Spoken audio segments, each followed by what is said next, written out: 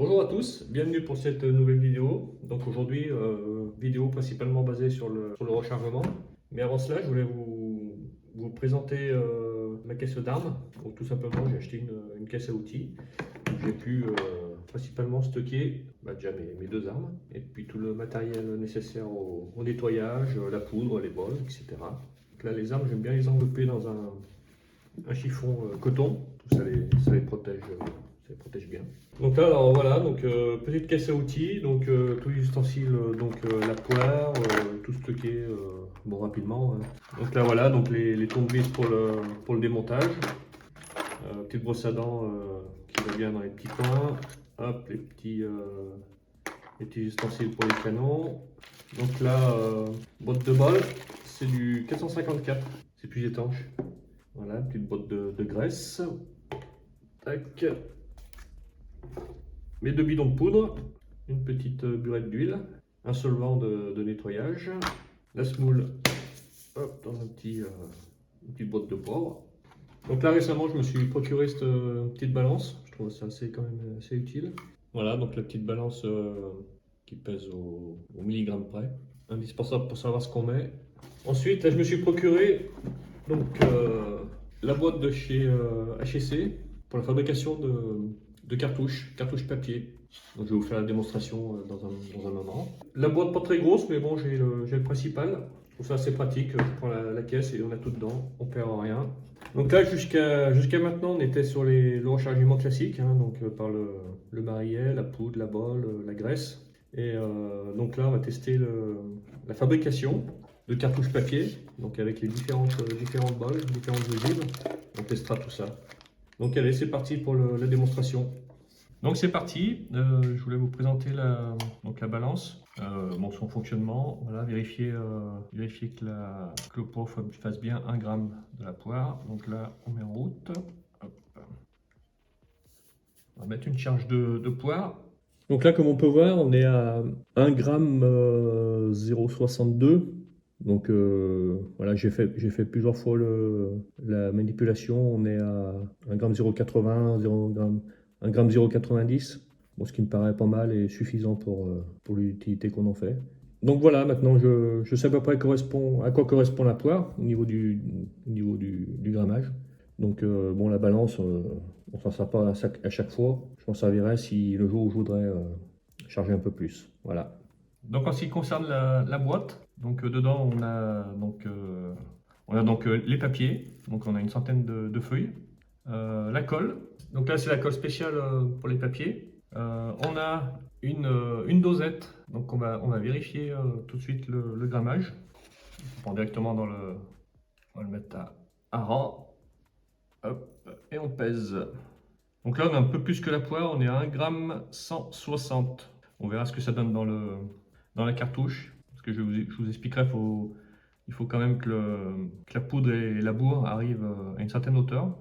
Donc dans la boîte, on a le support, donc on peut mettre pour enrouler le papier, pour faire la cartouche, Et on a toutes les bols, donc je les ai mis dans un petit sopalin. On a avec donc des ogives donc comme ça. Donc ça c'est plomb avec étain. Donc on reçoit des bols plomb, tout plomb. Et puis là, des ogives donc un peu plus pointues. Pareil avec plomb et étain. Donc c'est des bols un peu plus tendres. Petite précision, donc, tout ce qu'on reçoit en ogive, elles sont un peu graissées, donc elles sont toutes à essuyer un petit peu avec du sopalin pour que la colle et le papier adhèrent bien. Voilà. Donc ça, je le fais en amont, voilà. Allez, donc c'est parti, on va commencer par la première cartouche. Donc là, le papier, on l'insère sur le support prévu à cet effet. Voilà, hop, on prend la colle. Et là, bon, faut en mettre, mais pas trop non plus. Voilà, j'essaie de vous faire voir plus près. Hop, on en met tout le long. Voilà. Ensuite, on vient presser tout ça. Bon, c'est une prise très rapide, hein. Il n'y a pas besoin de rester 10 minutes. Ensuite, sur l'embout, on vient plier une première fois comme ça. Tac. Et une deuxième fois dans l'autre sens. Et là, on vient mettre un petit point de colle. Pareil, pas trop non plus. Hop. Et on rabat le dernier bout de papier. Et on tient appuyé quelques secondes. Donc là, vous avez la cartouche qui est prête. Hein, c'est pas bien vous voyez, c'est pas bien compliqué. Donc là, on retourne pour mettre la cartouche dedans. Ça tient bien droite. Ensuite, on va procéder à la poudre. Donc là, la poudre, c'est standard, hein, une PNF2. Donc là, je prends avec la dosette fournie. Hop, on va carrément piocher dans le pot. Et on verse dans la cartouche. On tasse un petit peu. Ensuite, on vient mettre un petit peu de bourre. Mais bon, léger, parce que là, je vous explique qu'il faut laisser à peu près 5 mm entre la bourre ou après vous pouvez mettre de la poudre, hein, jusqu'en haut, mais bon, il faut laisser 5 mm sur les bords pour pouvoir venir coller la balle. Voilà, donc là, une fois que vous avez fait ça, on vient mettre 2 points de colle de chaque côté. Voilà, je pense qu'on voit bien. 2 points de colle, alors un ici et un là, pas trop, tac. Et là, on vient mettre la cartouche en tournant pour diffuser la colle de partout sur les bords. Tac, on laisse agir. Et votre cartouche est prête. Vous voyez, bon, bah, rien de compliqué. Même avec des gros doigts comme moi, on peut y arriver. Donc bah là, vous voyez, il n'y avait pas assez de colle. J'en ai pas assez mis, donc voilà, un peu plus généreux quand même sur la colle. Au pire, on en met un peu tout le tour, hein, c'est pas grave. Tac, on recommence, on appuie un petit peu et on tourne. Voilà, on va laisser prendre. Donc j'en avais déjà fabriqué à l'avance. Vous voyez, bon, celles-ci, elles sont bien collées. Ça fait des belles petites cartouches. Bon, l'avantage de mettre de la bourre, donc ça limite déjà de remplir de poudre, de ton mettre de poudre. Et puis en même temps, bon, ça fait l'étanchéité entre la poudre et la balle. Donc là, j'en ai préparé en amont, voilà, bon, avec les différentes ogives. Tête ronde, donc la tête ronde, et avec les balles rondes aussi. Donc ça fait des plus petites cartouches. Donc en faisant avec les balles rondes, vous verrez, ça va un peu mieux à charger dans le barillet. Mais bon, on va voir ça tout de suite, le rechargement. Donc là c'est parti, je vais mettre le chronomètre pour voir combien de temps ça prend pour faire une cartouche. Allez, c'est parti. Go!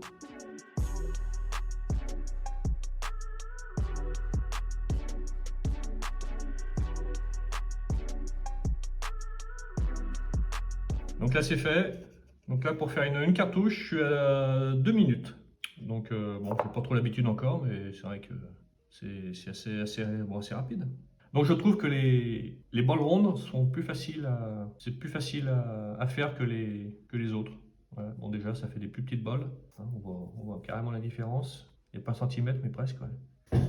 Donc voilà, donc les 6 balles sont faites. Donc juste une petite remarque au niveau de la fermeture, c'est qu'avec les balles, on n'arrive plus à fermer le couvercle, étant donné qu'elles sont beaucoup plus longues. Donc bon, c'est vrai qu'à l'avenir, je pourrais peut-être gagner un petit peu en hauteur, mais pas beaucoup, parce qu'elles sont quand même bien plus longues que les balles rondes. Mais bon, je pense quand même que les balles rondes sont quand même plus pratiques. Voilà, déjà rien que pour le transport et puis pour mettre dans le barillet. Donc on va commencer le rechargement. Donc, on va prendre le modèle Shérif et on va démarrer avec, on va prendre les plus grandes déjà pour voir. Hop, donc on met la balle comme ça, tac, on sertit. On se voit bien, hop, allez c'est parti. On va prendre une balle ronde, c'est pas grave, hein, c'est pas les mêmes balles, mais bon, c'est pas un souci. C'est un peu plus dur. Voilà, c'est vrai que ça descend quand même assez profond. Ouais. Voilà, donc petite remarque, les balles avec de l'étain sont quand même plus simples à sertir. Et l'avantage, c'est que ça descend moins bas qu'avec les balles rondes.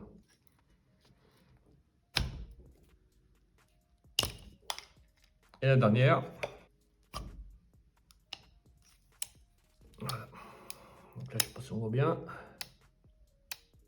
Différence de hauteur. Après, je pense au niveau conservation avec les systèmes de cartouches, comme elles sont, la poudre est entourée de papier, elles se conservent encore bien mieux dans le barillet. Mais bon, vous avez vu dans la première vidéo, 23 ans après, la poudre a très bien fonctionné et il n'y avait pas eu de soucis. Donc en ce qui concerne la graisse, cette fois je ne vais pas en mettre, parce que comme on a mis de la bourre, ça fait quand même une barrière entre la balle et puis la poudre. Donc, je vais juste mettre une petite couche une petite goutte d'huile. Voilà, ça fait l'étanchéité. Voilà, ça c'est fait. Hop, voilà. Donc voilà, prêt à tirer. Donc en ce qui concerne les amorces, ce qui est important déjà, c'est de bien les pincer. Bon, je pense qu'on voit bien, les pincer un petit peu, tac, pour qu'elles restent bien coincées dans la cheminée. Hein, au moment de l'impact, il ne faut pas qu'elle aille se bloquer dans le mécanisme. Voilà. Et donc là, on est sur du 1075, donc standard.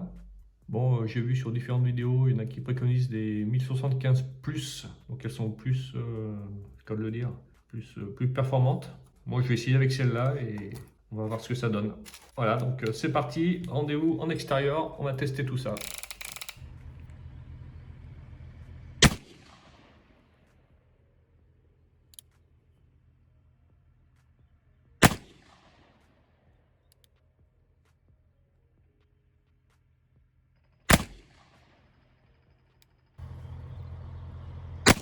Et c'est très concluant, aucune différence comparée au rechargement standard. Donc rendez-vous dans une prochaine vidéo et surtout, prenez bien soin de la poudre.